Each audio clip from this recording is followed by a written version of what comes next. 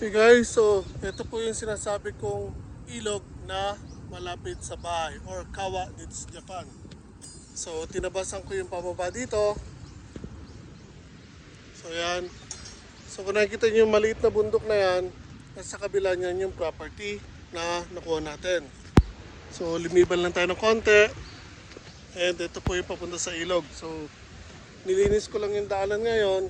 And gamit yung grass cutter ko kasi yung mga bisita natin mamaya gusto daw makita tong ilog dito. So hindi tayo bababa, hanggang sa baba dito lang sisilipin lang natin. So take a look guys, ito po ang ilog sa tabi ng bahay ko. Yan po dam. Ito yan po yung ilog.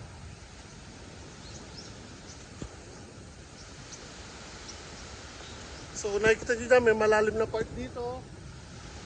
Ito yung kabila ng dam, unang harang. Ito pala, kasi yung malalim na tubig, then mababaw. So meron pa isang level ng dam doon. So one of these days, bababa tayo dyan at ipapakita ko sa inyo ang itsura niya sa baba. Pero for now, focus muna tayo sa pag-ayos ng bahay at paligid dito. At yun sa garden, kasi target ko before March maayos ko yung mga bakod at may prepare ko yung garden para sa next season's gardening. So again guys, ayun po yung ilog sa likod bahay.